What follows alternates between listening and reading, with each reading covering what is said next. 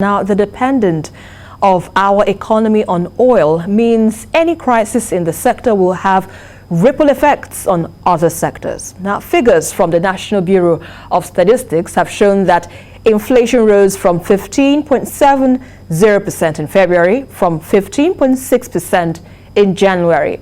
And in its Consumer Price Index February 2022 report, the NBS indicates that the highest increases were recorded in the price of gas, liquid fuel, wine, tobacco, spirit, narcotics, solid fuels, among others.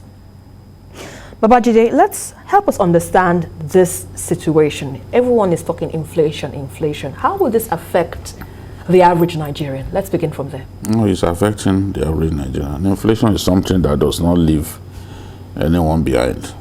No matter how comfortable you are, no matter how rich you are, inflation affects your purchasing power. Inflation affects, if you are a company, that's into production, even of merchandise, all kinds of things. Inflation will affect your capacity to make profits. It will eat into your margin. So everybody is affected by it. Look at the airlines, for example. Before they raised the alarm on the floor of the House of Reps, they were already gasping. And if that situation, the price of Jet A1 had been allowed to remain hovering between 670 naira per liter and 700 naira per liter, some of the airlines would by now have packed up. And that is a very critical sector. Even when we slipped, the 2 times that we slipped into recession in the last decade, the aviation sector as well as the agri sector were the sectors that offered hope. Those 2 sectors were in credit. Those 2 sectors were doing well. They were not in the negative like other sectors. So that is not a sector that we should allow to die.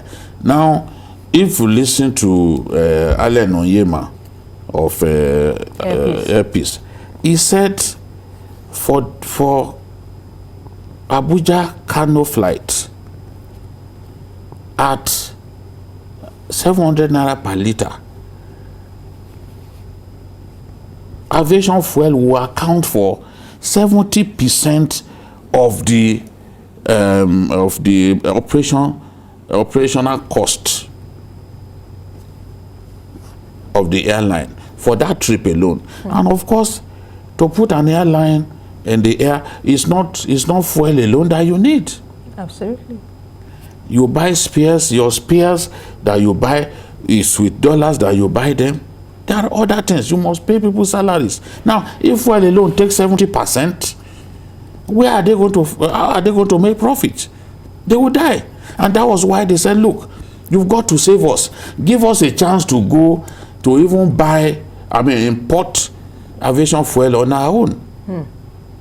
Because these guys are not even telling us how much at the landing cost, so that we'll know whether they have inflated the price beyond normal. But let's not forget that the Russian-Ukraine war has also exacerbated things as it is. Yes. Because it's a global effect. Naturally, that would happen anytime the price of crude oil goes up in the international market. Because we are not refining, the landing cost goes up too. Right. So once the landing cost goes up, the ordinary folks are the people who will suffer. So that this is what we are seeing.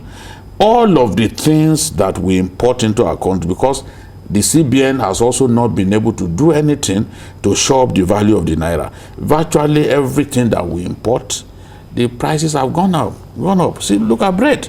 I used to buy bread at 250, premium bread, 250, just a little over a year ago. It's now about 650, 700.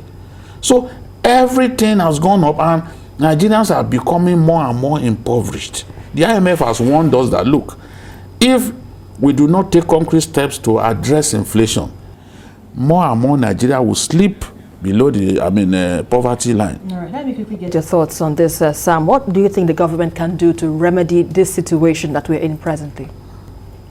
Improve our production capacity. But sadly, we visited this on ourselves in terms of the way we have managed our economy. A lot of sentiments instead of being real to ourselves in terms of what we need to do. We've played a lot of politics, and subsidy is one of them. All right. Only yesterday we learned that the Eurobond of about $4 billion that we raised, that we're going to take 2.2 from it to subsidize fuel purchase. And that just tells you how reckless we have been with the management of our economy. That's money that we ought to have put into the productive sector. And we're pushing it to consumption. Yeah. So how do you explain that? It's almost a vicious circle. First, we've got to be real with ourselves. We need to tell ourselves certain home truths, that it's either we get it right or we just all go under. And that's why you want to ask yourself, if we were real, why would we be pushing the implementation of the fuel subsidy, removal of fuel subsidy to sometime next year, probably to the incoming government? It's just like burying our heads in the sand like the ostrich. So first we've got to be real. We've got to understand that there are fundamentals that we just can't toy with.